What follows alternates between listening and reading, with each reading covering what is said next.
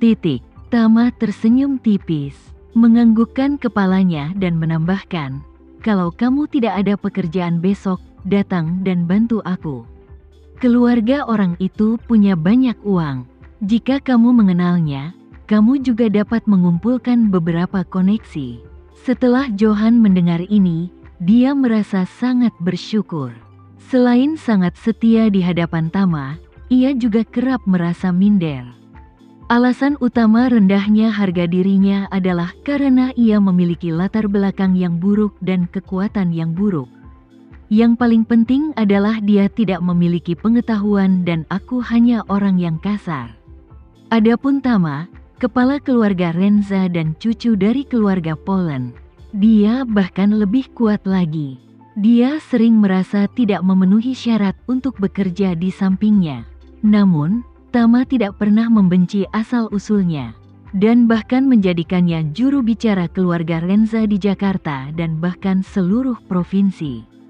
Sekarang, dia bahkan harus memperkenalkan orang kaya lainnya kepadanya. Bagaimana dia tidak tergerak? Namun, dia tahu di dalam hatinya bahwa dia tidak perlu mengucapkan kata-kata terima kasihnya kepada Tama. Jadi dia berkata dengan hormat, "Baiklah, Tuan Renza. Saya akan menunggu di Classic Mansion besok." Setelah itu, dia bertanya lagi, "Ngomong-ngomong, Tuan, Anda menyebut orang yang Anda bicarakan itu siapa?" "Saya akan memberitahu staf terlebih dahulu." Tama berkata dengan santai, "Namanya Jack Rothschild." Johan bertanya dengan heran, "Apa itu keluarga Rothschild yang terkenal di Amerika?" "Ya." Tama mengangguk dan berkata, "Orang ini adalah orang kedua di keluarga Rothschild, putra tertua dari kepala keluarga saat ini." "Sial." Johan tercengang dan bergumam, "Apa, orang kedua di keluarga Rothschild ingin datang ke Classic Mansion untuk makan?" Melihat wajah terkejut Johan, kata Tama, dia tersenyum santai dan berkata, "Apa yang mengejutkan tentang ini?" Johan berkata dengan tergesa-gesa, "Bagaimana saya bisa membayangkan bahwa orang kedua di keluarga Rothschild, yang memiliki kekayaan triliunan dolar, akan datang ke Classic Mansion untuk makan malam? Kalau dipikir-pikir, saya juga bisa melakukannya karena Tuan Renza." Tama tersenyum dan berkata, "Bukannya aku berwajah besar, tapi itu adalah ancaman besar baginya. Jika dia berakal sehat, dia akan datang ke rumah klasikmu untuk makan. Jika dia tidak berakal sehat, dia akan pergi ke rumah anjingmu untuk makan di sana." Johan tiba-tiba mengerti, mengangguk dengan berat, dan kemudian tiba-tiba teringat sesuatu dan berkata, "Ngomong-ngomong, Tuan Renza, masih ada 2 pria dari keluarga Rothschild yang dipenjara di peternakan anjing di bawah komando saya." Mendengar kata-kata Johan, Tama sedikit mengernyit, lalu berkata, "Apa kamu berbicara tentang Erik dan ayahnya?" "Ya." Johan mengangguk, tersenyum, dan berkata, "Itulah orang yang meracuni ayah Melissa dan menyebabkan dia mengalami gagal ginjal. Dia benar-benar brengsek. Bukankah dia dan ayahnya selalu mengatakan bahwa mereka adalah anggota keluarga Rothschild?" Tama melambaikan tangannya dan berkata, "Mereka bukan dari keluarga Rothschild. Mustahil bagi keluarga Rothschild memiliki nama keluarga Donald." Setelah mengatakan itu, Tama berpikir sejenak dan berkata, "Nama keluarga Donald mungkin adalah nama keluarga lain. Mereka mungkin adalah kerabat keluarga Rothschild." Pada titik ini, Tama tiba-tiba menyadari, "Aku mungkin sudah menemukan jawabannya."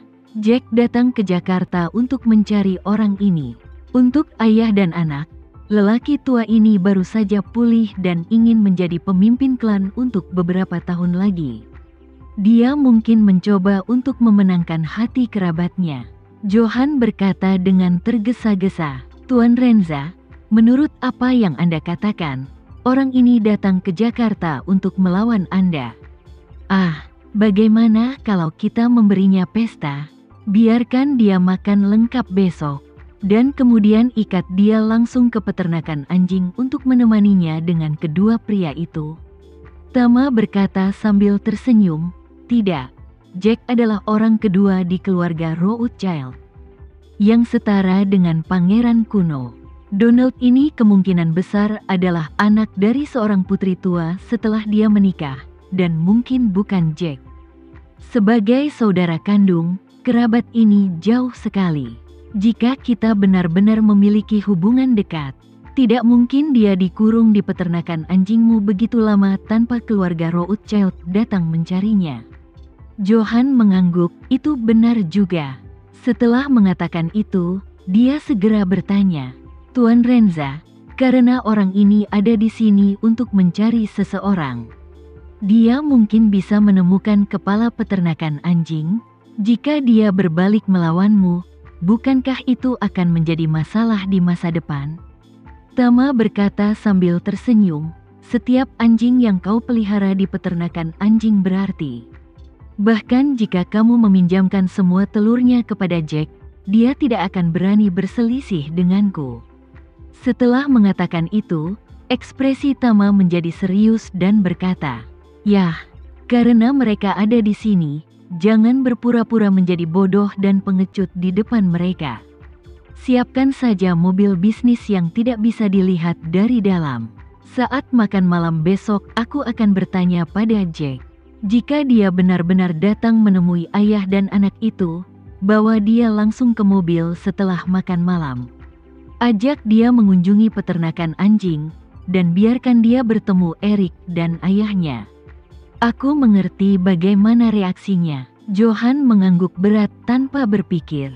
"Tentu, kendaraan komersial yang digunakan oleh beberapa kasino bawah tanah di bawah saya untuk menjemput dan menurunkan tamu semuanya berasal dari barisan belakang dan tidak dapat dilihat dari luar. Jika saatnya tiba, saya akan meminta seseorang menyiapkan satu kendaraan." "Oke." Tama tersenyum sedikit dan bertanya, "Apa yang sedang dilakukan Tuan Bram?" Johann berkata, "Tuan Bram sedang mengajari semua orang seni bela diri di aula." Tama mengangguk dan berkata kepadanya, "Pergi dan beritahu Tuan Bram bahwa aku akan menunggunya di kantor manajer umum." "Baik." Johann berkata, "Tuan Renza, silakan datang ke kantor dulu, dan saya akan segera memberitahu Tuan Bram. Desain hotel pemandian air panas Villa Elsa ada ratusan kamar, yang mampu menampung ribuan tamu dan ratusan karyawan. Kini sudah tidak dibuka lagi untuk umum dan hanya melayani beberapa ratus pelajar pencak silat serta tenaga pendukungnya saja. Jadi sebagian besar ruangan dan tempat kosong." Tama duduk di kantor manajer umum sebentar. Bram, yang mengenakan setelan tang, segera datang ke pintu. Setelah mengetuk pintu dan mendapatkan izin Tama, dia mendorong pintu hingga terbuka dan berkata dengan semangat, "Tuan Renza, Anda sudah lama tidak ke sini untuk membimbing saya." Tama sedikit terkejut dan kemudian bercanda, "Tuan Bram kembali ke Indonesia belum lama ini. Tapi saya tidak menyangka Anda akan mempelajari adegan rumah tangga dengan sangat cepat." Tidak. Bram melambaikan tangannya dengan cepat dan berkata dengan serius, "Tuan Renza, menurut pendapat saya, Anda memiliki bakat luar biasa. Merupakan kehormatan dan kesempatan bagi saya untuk mendengarkan ajaran Anda secara langsung." Tama melihat bahwa dia sangat tulus, tapi tetap berkata dengan sangat rendah hati, "Tuan Bram, saya hanya tahu sedikit tentang seni bela diri. Tidak seperti Anda memiliki pengetahuan teoretis dan pengalaman praktis yang kaya. Lebih penting lagi, Anda telah mengajar begitu banyak murid dalam Taoisme. Dan Anda benar-benar hebat dalam mengajar. Sebagai orang senior, bagaimana saya memenuhi syarat untuk memberikan nasihat tentang pekerjaan mengajar Anda?" Setelah mengatakan itu, Tama bertanya kepadanya, "Apa semuanya baik-baik saja di sini akhir-akhir ini?" Bram menangkupkan tangannya dan berkata dengan hormat, "Kembali ke Tuan Renza, semuanya baik-baik saja di sini. Setiap orang memiliki dasar yang sangat kuat untuk keterampilan mental lanjutannya. Kemajuan kelompok siswa ini adalah yang tercepat yang pernah saya lihat selama bertahun-tahun saya mengajar. Tama memikirkan muridnya Rebecca. Siapa yang sebelumnya telah mengambil gadis ini untuk mengambil inisiatif dan membawa seluruh Taizen Tao ke Indonesia? Dia dianggap sebagai muridnya, namun dia tidak punya waktu untuk mengelolanya. Jadi dia menyerahkannya kepada Bram untuk pelatihan. Jadi dia bertanya dengan rasa ingin tahu, murid-murid Taizen Tao Anda, bagaimana mereka berlatih?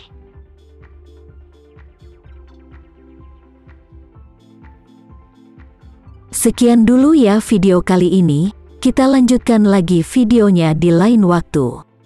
Oh iya, bagaimana menurut kalian? Semoga bisa sedikit menghibur kalian semua. Untuk teman-teman yang baru nonton, jangan lupa subscribe ya, hehehe. Dan kalau teman-teman ada yang ingin gabung langganan, bisa langsung gabung saja untuk dapat fitur yang menarik dan sedikit membantu Mimin. Terima kasih banyak sudah menonton, sampai jumpa lagi, bye.